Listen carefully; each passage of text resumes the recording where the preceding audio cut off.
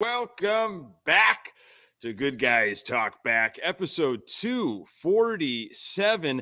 I am Nick Murawski. This is a fan-centric Chicago White Sox podcast, doing it all off season long. Just a few weeks away from kicking off our sixth season, believe it or not. We are live on Sunday nights on the YouTube channel. Subscribe to our Good Guys Talk Back YouTube channel. Pass it along to other Sox fans in your life. I appreciate that. And the audio available wherever you find your podcast. Lot to get to here. With me, as always, my dear friend, lifelong Sox fan, Pat Hester. Hello, sir. Hey, buddy. It's good to talk to you. And happy Sunday night to you and to everybody listening. I still, it's amazing that we have always so much to discuss every Sunday night. This show is going to be jam-packed. There's a lot to mull over, trades happening, rumors, a must and abound, and all kinds of great stuff. So I can't wait to break it down with you. Yeah, we always kind of think about maybe on Monday or Tuesday, even Wednesday. It's like, well, you and I, though, and Sox fans that are diehards that are listening, you know this too. You could always talk White Sox with those collection of people in your life. It's like you just pick up wherever you left off, family, friends. You see probably a lot of family and friends, this holiday season, and you're just jumping into White Sox conversation. You'll toss different scenarios, different rumors, different what have yous at these trusted people in your life, and that's just how it goes. So with you and I, Pat, I know we'll always find something, but we've got a lot going on this episode here, 247. So we'll get right into the trade. Okay, so this was the big thing that kind of happened late into the evening, right? And most of us woke up and were like, wait a second, Aaron Bummer's gone to the Atlanta Braves, and we got 1,000 players back. And I want to get your first reaction because you and I, we've talked Bummer, many, many years, and it's been a roller coaster for him. And I feel like he's a polarizing guy. You get all those comments, right, from Sox fans, especially on social media. This past season was difficult. But Aaron Bummer, Pat, he's been around for a while, but how did you feel hearing he was no longer on the Chicago White Sox? Thrilled. 100% absolutely thrilled. I mean, I don't mean to be a jerk, but Nick, the guy has not been a quality left-handed reliever for quite some time. And he was not only not very productive in the last couple of years, and especially in his role of coming in and getting lefties out. He walked a lot of guys, he gave up a lot of home runs, big moments where it seemed like, in the few times that we had opportunities to win games, it was always seemed to be Aaron Bummer coming in and dropping the bag for us. It wasn't only just that he was bad. It was just he was a victim almost of bad luck. I mean, his pitch, the pitches that he has with the sinking motion that they did have, everything was beat down in the ground. It seemed like, unfortunately for him, there were so many balls that were weakly hit to the left or right of him that couldn't be fielded, put a lot of pressure on a really bad defense a lot. And unfortunately, he's a guy that he's got to be right and he's got to be not walking people, but he's got to have a really strong defense behind him to suck up those things, especially on those weak ground balls or things that are denting out in the front of in the front of the plate or in front of the mound for him. So I'm glad he is gone. I hope he does well in Atlanta, and I'm sure he'll turn it around. It wouldn't surprise me at all if he did. But I'm thrilled they got anything for him. And this isn't like, and I was thinking about this the other day, it's not like when we traded Sale.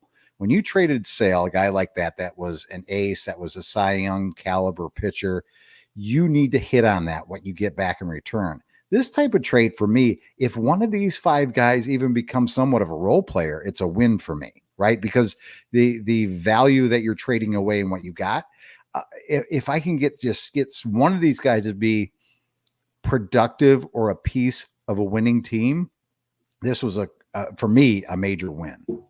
Yeah, I didn't lose any sleep over it. Absolutely not, especially after this past season. Of course, he's had successes. He has You talked about, the way he pitches, his motion and the type of pitch.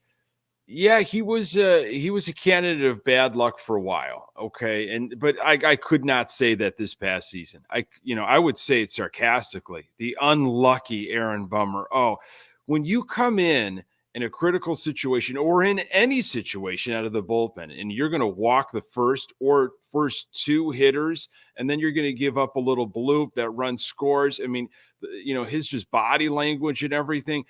Sorry, I have no use for you. And in the direction that the White Sox are going, I mean, honestly, like what value does he have? And you can say that about a lot of guys right now. Again, the retool, reshape, rebuild, whatever term you want to use, there is a different identity. Okay. Chris Getz and his staff, they're trying to figure out what kind of ball club do we want? Obviously, in conjunction, I'm sure, with Pedro Grifol. And we almost really need to start, we need to reimagine everything. Whatever was going on with this team the last couple of years, it did not work. So kind of going in the opposite direction, figure out what we're going to do and get the players on this roster as best as you can. You can only do so much, that fit that identity, that we can absolutely do our vision. We talked about visions last episode. Mm-hmm. And there are a lot of them. So yeah, you get, and I'm not going to pretend like I'm hip to all these different pitchers that came back. I've read a lot about them over this past week. Of course, Nicky Lopez, you got to talk Nicky Lopez, because every time he came up to bat, we were reminded he was a local boy, obviously played with the Royals. Could he be a guy you're going to see at second base in 2023? I mean, he's got the experience there. He kind of fits a little bit of that model, doesn't he, of what Getz has been talking about as of late. But, hey, we need arms, and Yep. I don't know if it's a, reclamation project with some of these guys, but it kind of feels like it. They've had some bad luck. They've had some injuries. And maybe, just maybe, we could catch something here. Somebody's going to have to eat innings, Pat. That's absolutely true. And speaking of eating innings, I mean, the other guy that's been linked a lot now with the trade rumors is Dylan Cease, a guy that you have talked a lot about, eating innings and being available. And if you're going to lose a guy like that, you're definitely going to need to find a way to get through some of these ball games, and because otherwise you're going to be turning the ball over to your bullpen that is now depleted by one guy. So you've got a lot of moving parts. You subtract from here to add to here, and you add to here to subtract from. So it's a big job that Chris has over this off season, and it's just starting, Nick. And the pieces will continue to be moved and shifted and changed, and it's going to be extremely interesting to see how this all shakes out. But again, I'm happy with what they got back, not because, like you, I don't know much about the guys that they got. I haven't had an opportunity really to read about whether these guys have a real opportunity to succeed. But something does tell me if we're getting guys from the Braves probably know that these aren't guys that are either going to help them now. The Braves their window is wide open for some time, so they have the luxury of moving off of guys to fill a need here or there, and they obviously felt like they needed a left-handed pitcher in the bullpen. So they can afford to get rid of guys because they have a system over there that churns out young players. And again, they can move off of guys. So I don't know if we got, fleeced, like these guys are not going to be any good, or they're injury prone, or what we really got. But again, if any of them turn out to be just a role player, a 26th guy on the roster to serve some type of purpose when this team actually is ready to win, again, I'll look at it as a success. Yeah. See, I look in these types of trade scenarios, and I look at sometimes the team that we deal with, and to the point you were making, and you and I have talked a lot about the Braves over the years, and they know what they're doing. And they seem to be on the right path through development and just the way that money has been allocated, the visions that they have had, that has worked out. So something is going right in Atlanta. And, I thought maybe we were going to catch that when Castro came over as our hitting coach. That didn't happen. But, obviously the Atlanta Braves, they're a quality organization. They've been on the up and up. They saw something in these individuals. It's like, okay, we've got 4 or 5 of these guys that we can really maybe take a look at. And yeah, some might be able to be role players in 2023. I mean, or 2024. I'm looking beyond still. It's almost like it's not this year, but it's probably going to be next year. This off season, you're going to put a lot of, hopefully work some foundation down for sure. You got to play games. You got to play games this coming season, but it's really beyond this year. Because I'm someone that doesn't feel like they're going to be able to flip things and turn it around and compete even in the weak AL Central in 2024. So it's this massaging, it's this molding of your roster to fit these visions. And if you want to deal with Atlanta, that's great.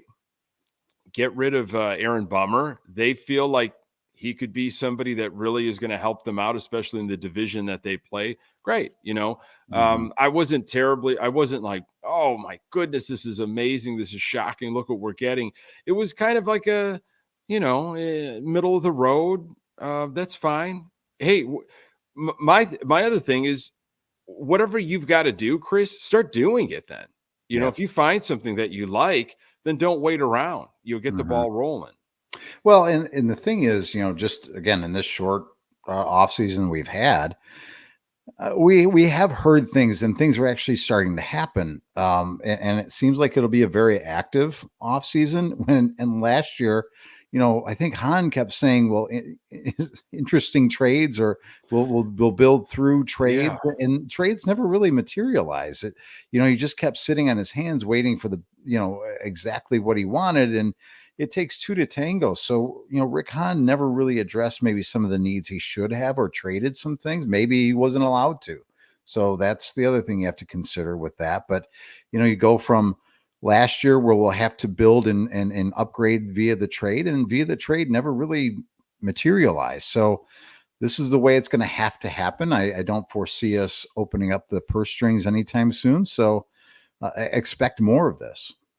Yeah, I don't expect. I really don't. I wanted them to invest in pitching, and this was a while ago, and I've kind of moved off of that because I don't believe this is going to be your contention window, and they're not going to lock up guys for long contracts. And the hope is that when they are ready to be serious again, they will spend on some pitching. But, as I say that, I'm kind of laughing because of how ridiculous that sounds, because we know, what the history has been. It's a new way of doing things. Chris Getz and his staff, this is brand new. And again, I'm trying not to put all the faults of Hahn on Chris Getz and Kenny Williams and Rick Hahn on Chris Getz. That's unfair, but we know ultimately Jerry's still around. So those big pitching contracts, that's not going to happen. I always had issue with, Hahn was always saying that he's going to be waiting for the market to see how things materialize. Instead of, you set it, you set the tone, you get things aligned. If you find something that you want, don't wait around to see if this is favorable, or go after something, whether it's in a trade or it's through free agency and throwing money. Go after it. If you want it, don't wait around. Go and get it. Yeah, and make some bold moves, right? That set the tone with your locker room and with your fan base, right? And again, I 100% believe that this will continue to take shape in that way. I think a lot of the things that we have heard, or seen rumored over the last couple of weeks, I really believe that they're going to come to fruition, in terms of everybody's on the table. I think there's going to be a lot of guys that are on the move. And you think Dylan Cease is going to be on the move this offseason? Boy, I mean, you keep hearing hot and heavy with the Dodgers, and the Dodgers hot and heavy. Yeah. And if the Dodgers want a guy, they obviously they look at a pitcher like him and would covet him. And again, an organization that's spoiled for riches and can afford to give up some things to fill those certain needs. So to me, those are some really good trade partners when you're looking at organizations like the Dodgers that again have vast amounts of resources to expend, and the the Braves rather, that have vast resources to expend. So again, it wouldn't surprise me, and it wouldn't really. I don't know that it'd be another thing that I kind of go, okay, right. And I'm sorry to say that, but Dylan Cease had a fantastic year 2 years ago. Outside of that, he's really been a project. You think about all the times that you say, well, he's got the stuff, but more times than not, he hasn't been that great of a pitcher. He walks a lot of guys, and he throws a lot of pitches. He's a big strikeout guy with some fantastic stuff. But outside of one fantastic year, it really hasn't been consistent enough for me. So if you're telling me that the Dodgers want him and they're going to pay a high price for him, which you should get, by the way, because of the stuff, and because knowing that you're not going to pay him whatever Boris is going to demand he gets in when he goes to free agency, I'm okay with it, because your window of contention is not open by any means. So you might as well do this when the iron is hot, rather than, let's keep him around. And the big what if he throws, what if he gets injured? He has logged a lot of innings, right, Nick? And again, he throws a lot of pitches. There's some wear and tear that could be building up on that arm. Maybe you make that move before there's that inevitable injury that puts him out, that, is shelves him and devalues him. So again, I like Dylan Cease, but I think he's expendable if you can get a good deal for him, which you should. Yeah, the rumor was from Bob Nightingale, the White Sox whisperer, and and USA Today reported the Dodgers are determined to improve their starting pitching rotation this offseason, and the White Sox are willing to part with Cease as they embark on a roster retooling. Of course, we won't use the word rebuild. We're going to scare too many ticket holders and fans away, so we're going to say retool. Which, whenever I hear that, by the way, I don't mean to cut you off. No, go ahead. But, one of the greatest, and I know we're jumping the gun here on Christmas, but one of the greatest Christmas movies of all time, Christmas Vacation. You remember that, when he's in the office and the boss, Bill Murray's brother, who I can't remember his name, he's playing the boss, and he picks up the phone, retool Shirley, me, Mr. Shirley. Yeah, Mr. Shirley, retool me, I'll retool you. Every time I hear put it there with the others, greaseball. Every time I hear retool, it makes me think of that scene. Yeah, whatever you want to call it. We've talked Dylan Cease, and it's not a surprise to me that he would be on the move. Sox aren't going to bring him back whenever this contract is over, or they're not going to jump the gun and extend him. They're just not. That's just not how they do it. One day that'll change, I hope. But they just don't invest in pitching that way. It's not like I have a problem with Dylan Cease. So based off what you're saying, Pat, and I, again, we haven't seen sustained success. It's been a short career so far for Dylan Cease. He takes the ball, logs a lot of innings, strikes guys out, not really happy with the walks. He throws a lot of pitches, and he sometimes can't even get out of the fourth, or the fifth. But you would say the Dodgers then are having to deal off of potential, because they're probably saying, well, I haven't really seen much, so I'm going off of, well, we've got some years on this guy. Okay, so that's good. We can control him. And they do spend on pitching. They do spend in general. So they could be partners to retain him. And it's like, well, this is the makeup we want for our starting rotation. We see the potential in this guy. We think it was a blip. We think we've got better defense, maybe, behind us. We see some things that he was doing, and we think that they can be corrected. In terms of both parties, I would say the Dodgers would want to get this done as soon as possible, or whatever team is coveting Dylan Cease, because, you don't want to risk an injury. the gamble for the Sox is, well, what if Cease has just a monster first half, and we could really get an absolute king's ransom. He's coming off of a down year. And if we held on, kind of like what they did with Jose Quintana, if we hold on and he kind of returns to form, to his Cy Young runner-up form, just think about the teams that would be falling over themselves, to get Dylan Cease. Well, if you're the general manager, Nick, is that what you would do? Would you want to hold on and roll the dice and say, I can get that major haul if I wait to the trade deadline? Or are you playing a little bit more conservative? I mean, if it's on the table and you have a really good deal in place, do you take that really good deal right now and not risk what the first half of the season could bring? So I don't think the Sox are going to be very good this coming year. I really don't. And that look then, that bad team might not be favorable for a starting pitcher. So we might not get everything we want coming up to the trade deadline, if that makes sense. We just might not have all of the things clicking to really highlight Dylan Cease. He's going to be having to do it on his own, start after start after start. It's possible to be that gem in a poor starting rotation and team. So long story short, I would do it now. I really would. Yeah. I would do it now. The sooner you can start seeing your visions and, however Getz wants to do things. And if the Dodgers are aggressive, but if you're not going to get what you want, though, that's the other thing, Pat.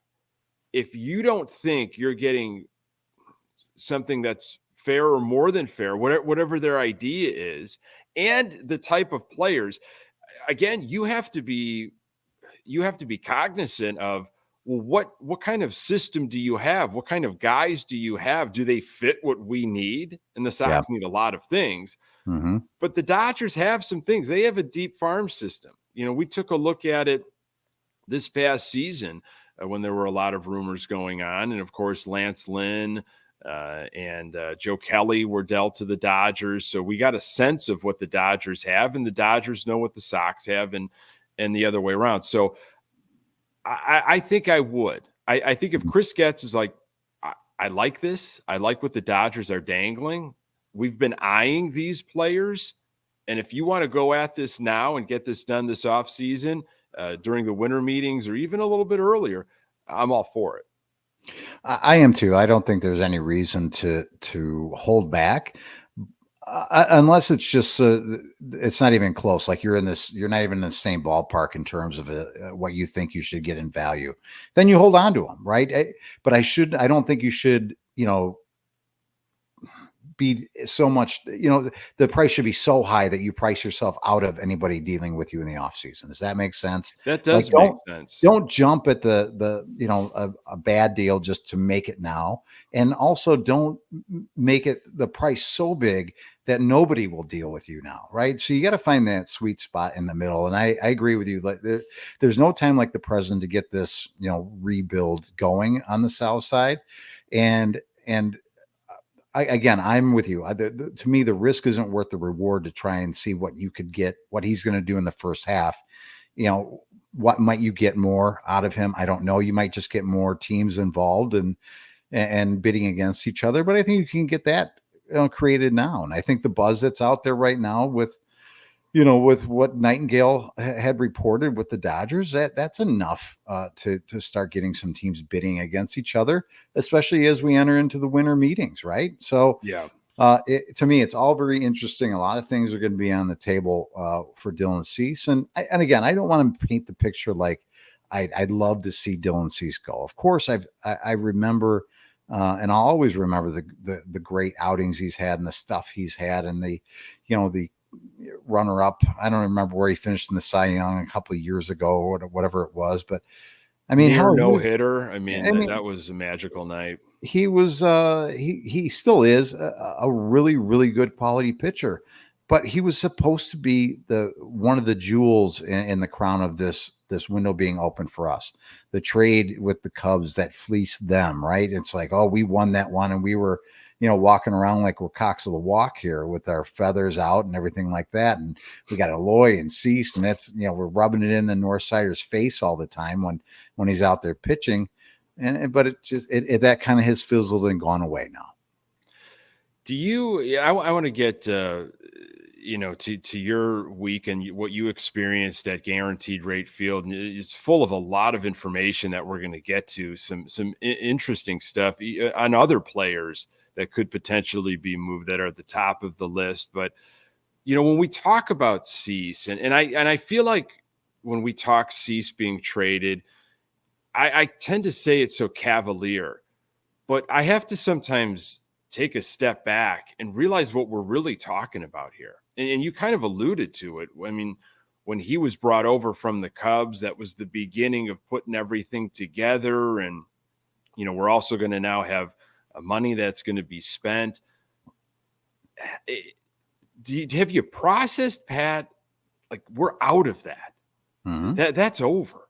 Yeah. I think I kind of brushed too quickly past it this off season or this past season, because I really put the time of death as the trade deadline in 2023. And you ever sit with it sometimes when you're talking about all these other trades that might go on, and the Sox are open for business, and wow, that's all we got from all of that was one division championship and 2 playoff wins in that. That's still, it's tough for me to wrap my brain around that. When I think about it, it hurts. It really still hurts. And I think, Nick, because it just eroded so quickly, right? The rise to the excitement level that we had felt for a while, and how it was going, and guys coming up and trades that were being made, and the pieces were kind of aligning, and boy, it was young and exciting and fun and hip. And it really got to, for us as Sox fans, as much of a fever pitch as you can get, right?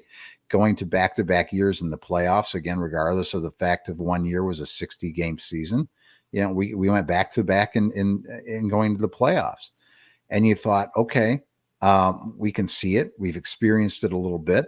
The guys are going to come back hungry, and this organization is not going to let, especially the owner, is not going to let his best friend fail, and will invest into this team and fill in the holes and to go for it, to push the chips in. And what we found out is the owner is still who he is. And regardless of who's sitting in that manager's chair, regardless of who he's quote unquote loyal to, will continue to operate business as he sees fit, because that's the way he's always done it, and that's the way he always will do it. So it fizzled out faster than we would have liked it to have fizzled out. Guys, maybe their skills were not where we projected them to be or what we heard that they could be. And we saw a ton of injuries, whether that's the player's fault, whether that's on the training staff. I don't know who is to blame for that, or that's just the guys, how the guys were made up. It just seemed almost ridiculous that everybody would get hurt as often as they did, and was as unlucky as the next guy. But that's the way it was, Nick. And I think that's the hurtful part, is it wasn't.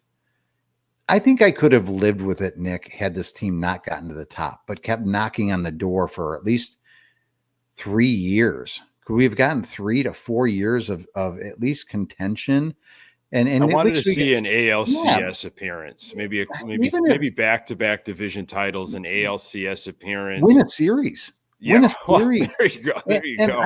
I almost could have lived with that, Nick, and thought, man, look what happened. And then maybe the injuries compile, and the guys' skills erode and fizzle, and we lose guys to free agency, and you just can't hold it all together because the owner won't spend big on guys that are being, free agents, and they're up. And then you can go, you know what? That was actually kind of fun. The ride was fun. It wasn't meant to be. We weren't meant to win it all. But boy, those 3 or 4 years was really fun, getting to the playoffs year after year and going, it's playoff time and it's exciting. And, maybe we aren't the best team in the division, but, we got a chance, a chip in a chair, right? It's all you need is a chip in a chair, and we'll see what happens. And it was just so short-lived, and it fizzled so fast. And I guess that's the way I feel about it. Somewhat like you, but it's almost like I'm kind of past it already. I'm not gonna. Yeah, I don't dwell on it. I don't sit and dwell on it day after day, but there are moments like when we talk about Cease being dealt and, who else could be dealt and in the direction of this club where I sometimes have to just take a couple steps back and just how did we get here? And just process it to really process it.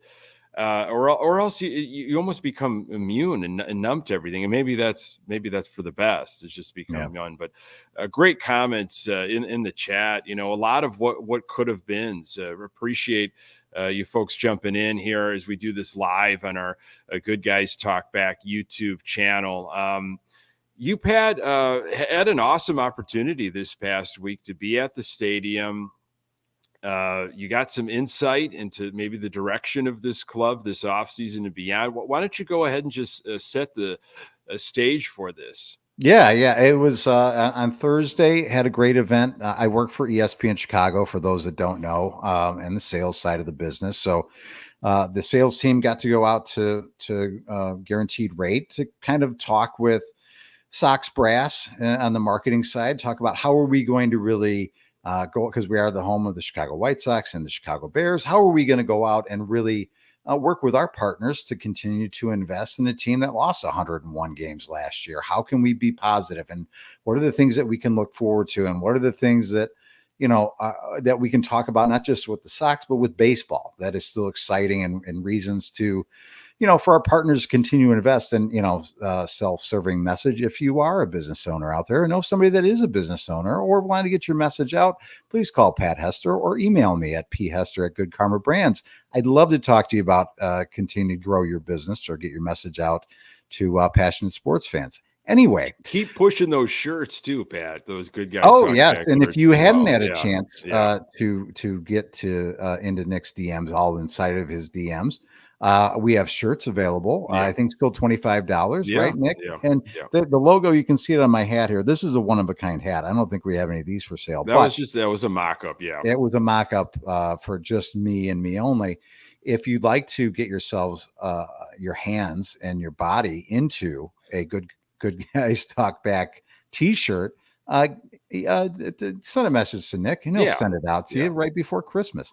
Perfect. Anywho, so the sales staff got to go out to Guaranteed Rate. We had a tour of some of the stadium, right? We got to go into the locker room and into the workout facility.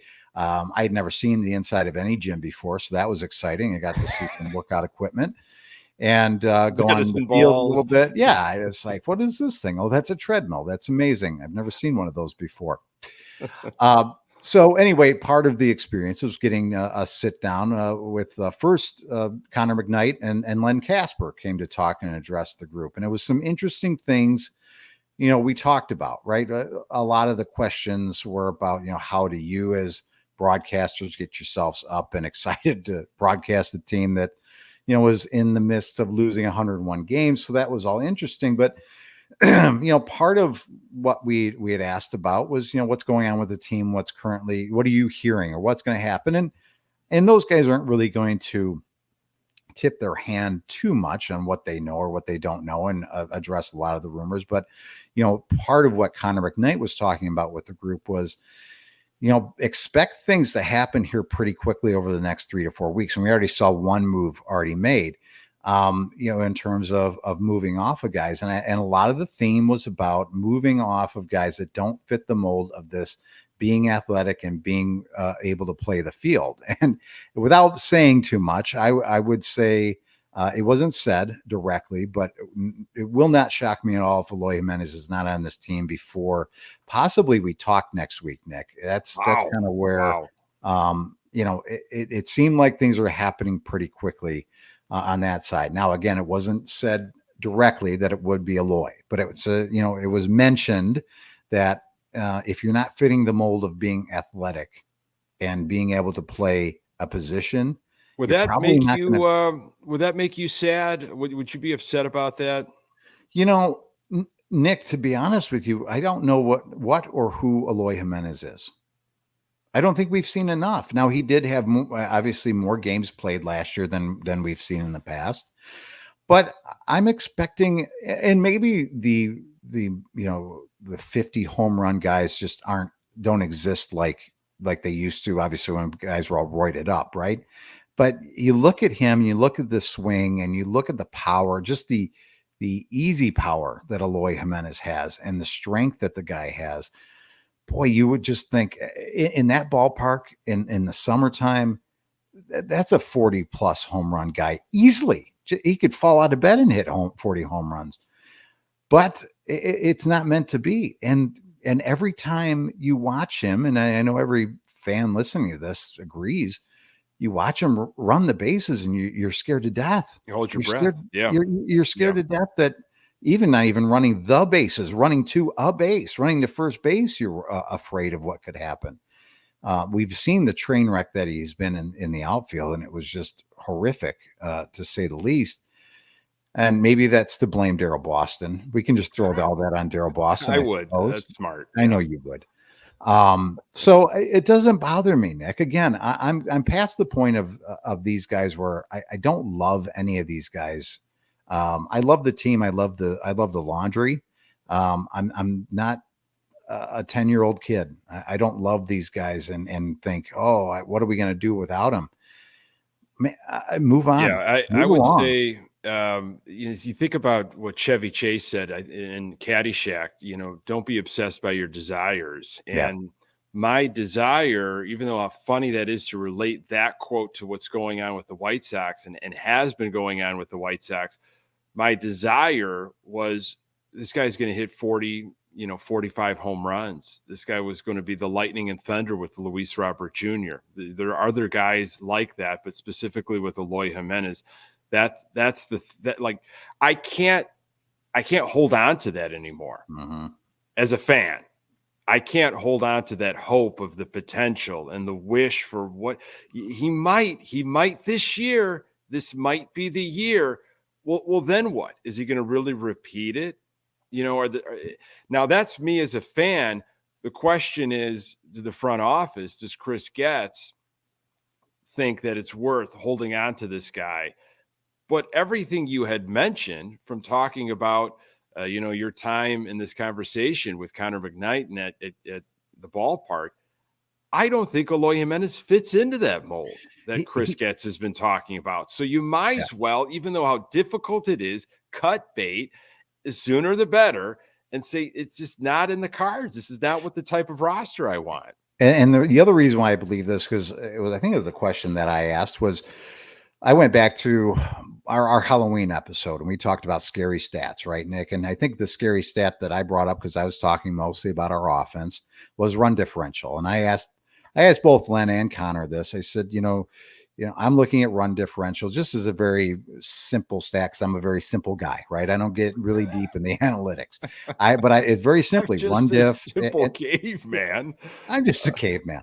But teams that, in the top 10 in run differential are usually the teams that are making the playoffs every year. And when you're a minus 200 in run differential, and you're looking at a team like that, the Rangers that won the World Series at plus 159, it tells me that you need to find a way to score more runs. But on the other side of that, you need to be able to defend the ball a little bit better. So I asked them, what stat do you look at and think that we really need to focus in on and turn around? Maybe not go from worst to first, but maybe at least be mediocre.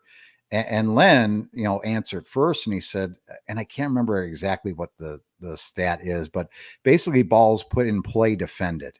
Right. We are the worst team in all of baseball in balls put in play defended, whatever that percentage is. If it's not going over the fence and how we defend against it, we're worse.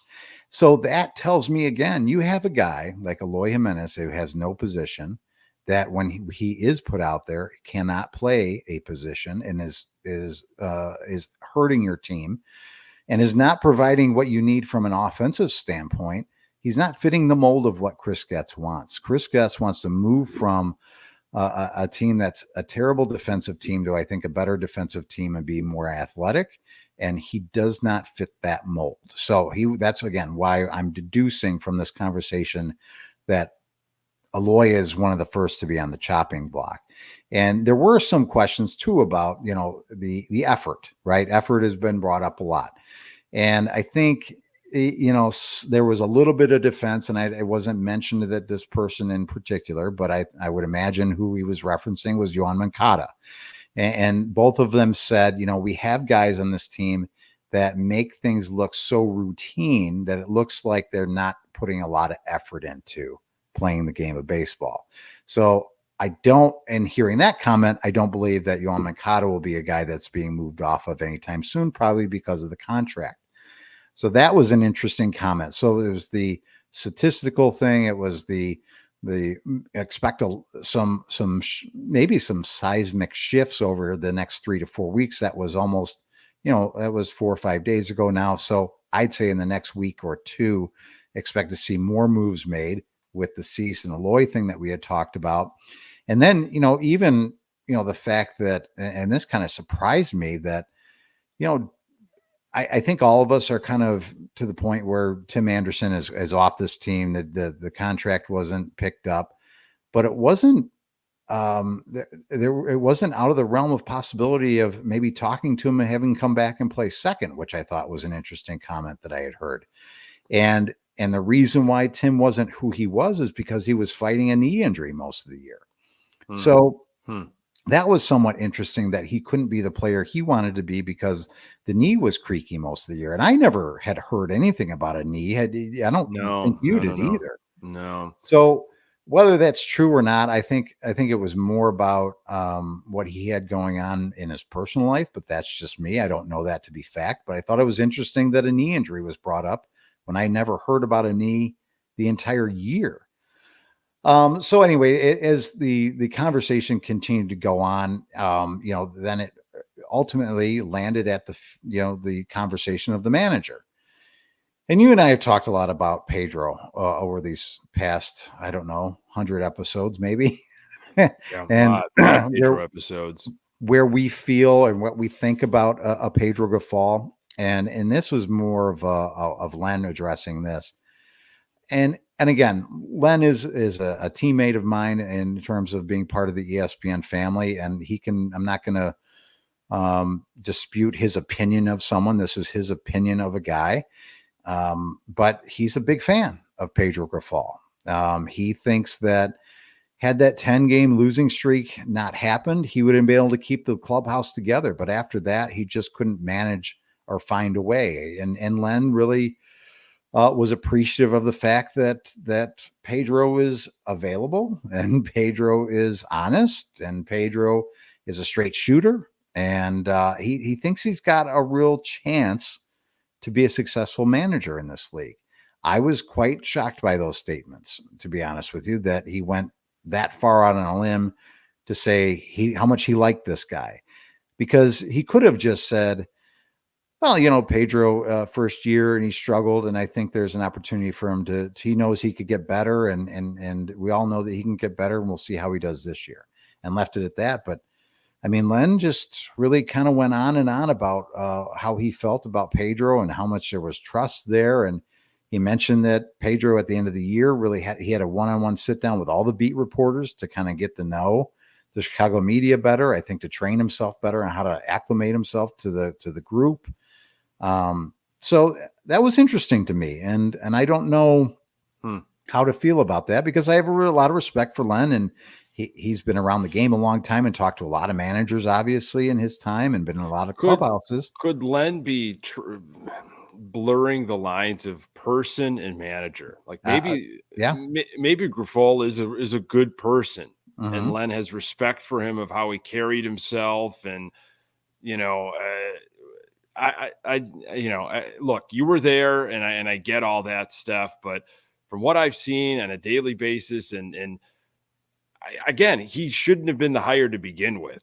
If you're looking for somebody that's going to grow into a role, that's not somebody you hire when you think you're in contention. Remember, in the off season, last year, we still have pieces in place. We very much feel like we're going to be able to bounce back from the 81 and 81 season. We're just get that right manager in there. and let him surround himself with, the coaches that he wants. You brought in a guy that's never managed at the big league level from the Royals organization. I'm sorry. Maybe he will grow into it one day, but I needed an impactful guy that knew exactly how to handle everything, and that wasn't the case. Now, if they bring in the type of talent that Pedro can work with, and this is the type of roster that I like, I was, a lot of these players I was just kind of gifted, and I tried to do the best that I could with them. And he gets his roster and he gets everything. Maybe you'll see Pedro be successful down the line, but I don't see the White Sox ever going to the postseason with Pedro Grifol as their manager. And now, Nick, that we see the path that the Sox have chosen as an organization, does it really matter if you have him or not? I mean, at this point, he's just, to me, filling out a seat on the bench, and you have to have a manager, right? There's only 30 of these jobs in the world.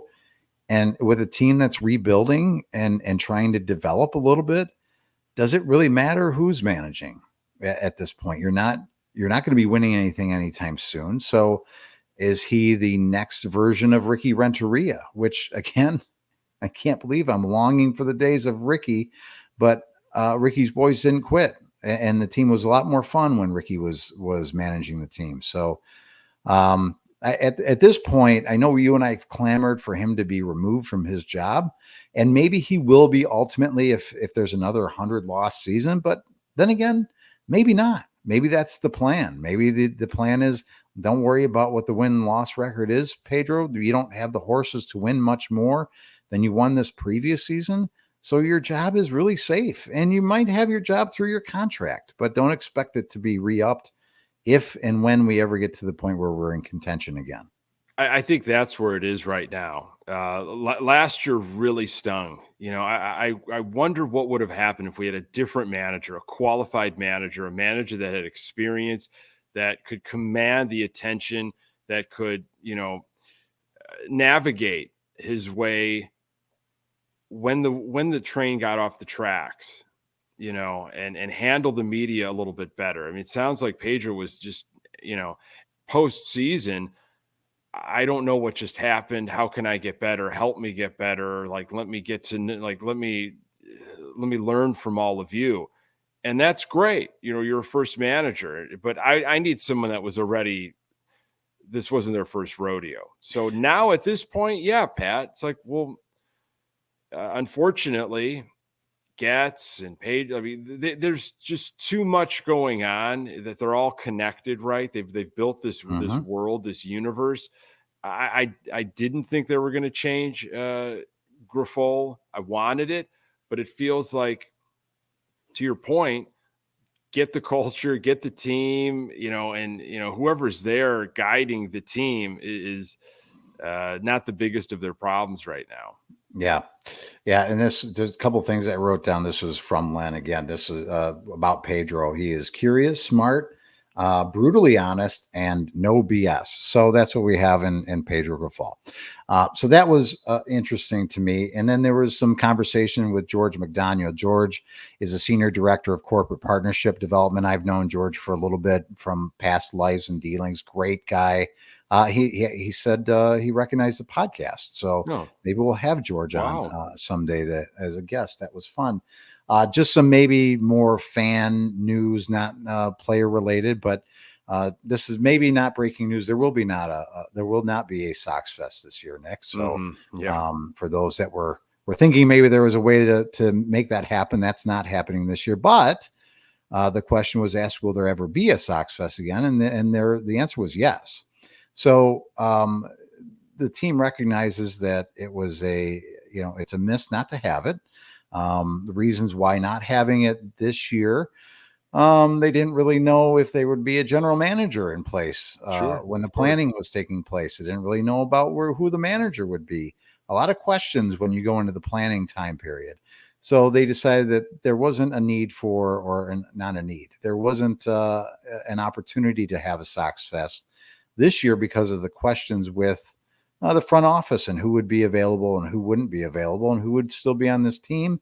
And maybe because of the trades that were happening or soon to come, you can't really market yourself to have a Sox Fest if you don't know who the players are going to be on the team to be at Sox Fest. So that does in some way make sense, I suppose.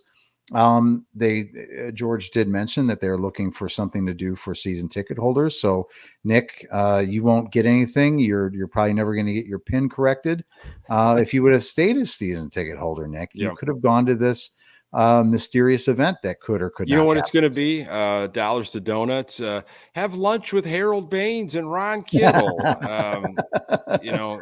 Something along those lines. Bo Jackson's available for autographs and for brunch. But you have to go to the Bo Dome. Yeah. So, they love wheeling those guys out. No disrespect, White Sox legends, but come on, it's the same thing over and over. And of course, season ticket holders.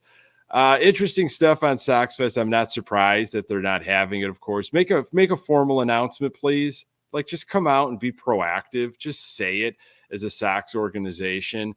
I think it's a little BS that they didn't that teams ebb and flow. You're never going to be guaranteed. And there were years during the rebuild where it's like we're going to set a date. This is when the fest was happening, but there's no way they knew that they were going to sign, Yasmani Grandal or some of the things that were happening to, make a Sox Fest better or worse. Okay. Hey, they gave you a reason and that's fine. We'll see what comes of it in the future. Okay. Just reporting the news. George also addressed the conversation that came up about the team moving, right? Or the lease coming up on guaranteed rates. So one thing George said emphatically was this team will not be moving to Nashville or out of Chicago anytime soon. Whether they go to a suburb at some point or whether they play somewhere in the downtown area or even on the lakefront, the possibility of playing in Soldier Field was not disputed. So the only thing that was disputed of the rumors that we had heard talked about was the Nashville situation. And George put it this way: listen, you're playing in the third largest market to go play in a market that's not even close to where you're at right now. The opportunities just don't exist from a business standpoint. And moving a team that was the founding team of the American League out of Chicago is just not really in the cards. Moving out of the South Side, I think, is a possibility, though. So moving out of Bridgeport, but those conversations need to be had with what is it, the Illinois Sports, whatever it is, that they have the lease from.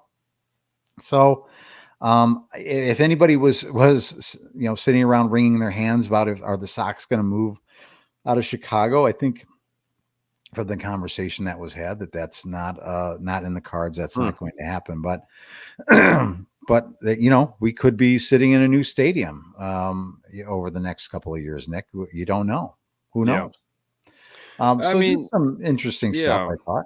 Yeah, that's great stuff. It's a lot of great stuff there from, just actual roster construction to some fan stuff. And that not surprised in the Nashville thing. I think I called BS. We both did way back when this, reminiscent of the late 80s, moving to Florida. And but what that gentleman hit on, being such a large market, third largest, I think, in all of Major League Baseball, and the fandom that you have over 120 years, charter member of the American League.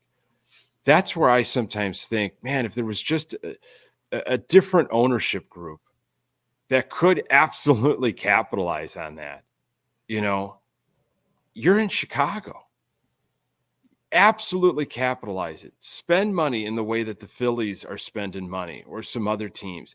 And the White Sox would be this monster, this absolute instead of hoping, doing things kind of on, the cheap and, just hoping that things all work out.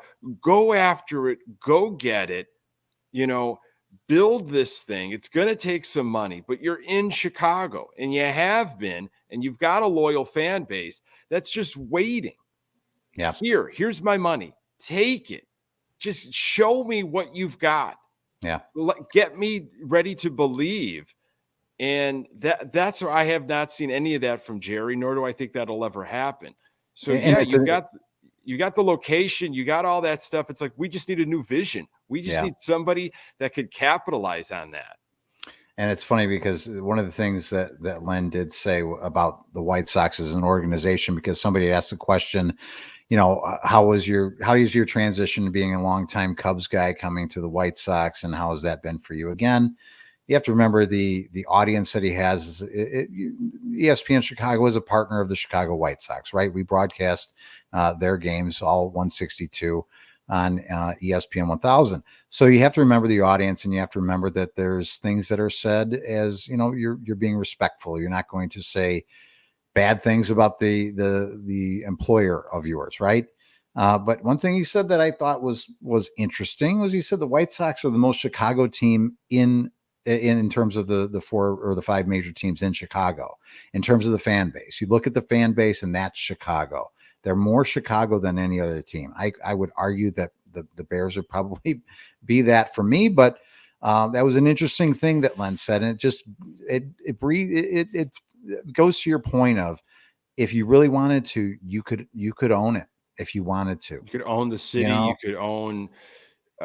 You would be on Sunday Night Baseball. You would be in prime time. You'd be the talk of Major League Baseball, and they would be, and networks would be tripping over themselves. Like, how do we get in on the White Sox business?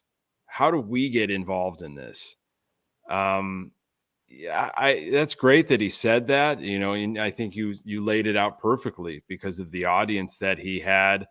I wonder how many fans will be showing up. That's what I want to know. It will be interesting. I have one more Len quote that may be ready for this, because it might. Oh my God. It might make you rip off your mustache.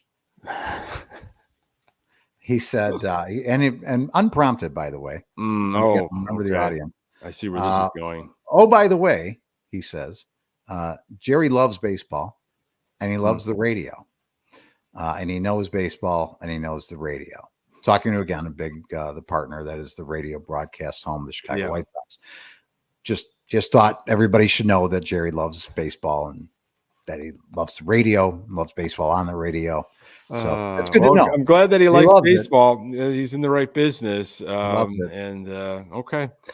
I'm glad he didn't say Jerry loves winning. He wants to win more than anything. He's crushed by every loss, because I probably would have walked out of the room. I just would have absolutely walked out of the room. You'd have heard the biggest groan, and I would have walked out of the room. That is because I can't stand hearing that anymore. Because going back to our previous points, if you were Jerry, you would have done this completely different. You had so many chances to prove it in different ways. Could have tried it over 40 years. You maybe tried it differently a couple of times, but stay the course, I suppose. Yeah. Well, that's great stuff, Pat. I appreciate you bringing that back. I will be watching Eloy. I'm interesting with the Cease rumors that kind of started up on Sunday. We've heard Cease for a while, but then I started to hear Eloy a little bit towards the end of this past week, a few days before we started recording here. I hope Getz moves fast, though. Just pull the Band-Aid off. And if you find a deal that you like and that works, and these are the types of players that you've targeted, and these fit into our system, this is what I want to do, go ahead and do it. Yeah. I've moved on as a fan from Eloy and Mancata, who I'm sure is going to stay, and everybody else. Back to what we reflected on of, it's over. That build up and then the window, that's all over. So all these guys that were part of that, that's over. We need something new. I'm sorry. And I'd also say too, as these guys move off the team, don't spend too much time thinking if they do flourish somewhere else and they have success. There does us no good to think about, we let that go. We should have held on to that guy. I'm a believer in a change of scenery, makes a difference for people. Well, And sure, I think sure. that if these guys go somewhere else and they do good things, I don't think that it would be, then we can turn around and go, it was wrong for us to move off of those guys because it's just not working here for them for whatever reason. And it may not ever work here for them. They may go somewhere that has a strong coaching staff with just what they need. So, let's let these guys go. And if they go and they have great careers, so be it. And the type of chemistry, the team that they're on, it affects everything. We were talking defense not too long ago here, and that affects pitchers. Mm-hmm. And if a pitcher leaves and all of a sudden, has a different type of year, well, look at what kind of offense he had to help him out. Look at the defense behind him. Small example, but you can use that in other ways when players leave. Of like, well, what in terms of a batting order, who was hitting before or after? How were you protected? All those, it's all different when you go to a different, a different environment, a different city. So I think that's a good point. I'm going to leave you with the Pedro quote of the week here, Pat. I hope you didn't think I forgot about this. No, I know you wouldn't. Time-tested tradition. So this is Len Casper's boy, Pedro Grifol. A quote from him just a couple weeks ago after Marcus Timms was hired as our hitting coach. This is Pedro. He knows our deficiencies. He knows how we chase. He knows how I really want to improve the situational hitting aspect of our ball club. He's coming in with a plan. And just a reminder, this was from John Frisch of Locked On Angels when I asked him about Marcus Timms. The Angels really didn't adjust their game plan when it came to runners in scoring position. They kept that same attack early approach rather than working counts, getting the base hit, or taking the walk. So, can a change of scenery for a coach be helpful as well? I think we're going to find out this season. And if everything that Marcus Timms has been saying and talking about on the radio and with Pedro, if he can actually manifest this on the south side of Chicago, because it didn't seem from talking to Angels fans that they really saw that. Well, Nick, hope springs eternal, I suppose. So we'll see what we have here. And to me, it's about having some sort of identity offensively. And I could really, at this point, I could care less if the home runs come in bunches or not. If they're whatever your identity is, please, for the love of everything good and pure, I need this team to be offensively just good at something so you can have something to lean on. If it's good at running the bases, if it's good at walking, if it's good at getting on base, at least have something that you can say we can lean on that, and then we can go to that when we need to, and it's our bread and butter, whether it's home runs or hitting, with scoring runs with when runners are on third with less than 2 out, all that, whatever it is, just have some sort of an identity when you're putting this team out here next year. Pat, I'll say to all the folks, watching, listening, if you celebrate, a happy Thanksgiving. Hopefully you and your family a safe and a happy one. Pat, a very happy Thanksgiving to you, my friend. Buddy, happy Thanksgiving to you. I'm thankful for this podcast. You do a fantastic job. Thanks for, staying with me at least this week and not cutting out early like you did last week. But thankful for you, buddy, and our friendship over 20 plus years. It's been an amazing ride. So let's do it again next week. After we'll be post Thanksgiving, bellies full and a little bit drowsy, tryptophan probably from all the leftovers. But oh yeah, happy Thanksgiving to you, your family, and everybody out there listening. Folks, really appreciate you jumping in the comments here as we do this live on Sunday nights on our YouTube channel. Subscribe, pass it along. Audio available wherever you find your podcasts. On social media, Twitter X, @GoodGuysTB. We've got a Facebook fan page. We're counting down here a couple weeks away from the kickoff of Season 6 of Good Guys Talk Back. For Pat Hester, I am Nick Murawski. Until next time, go Sox.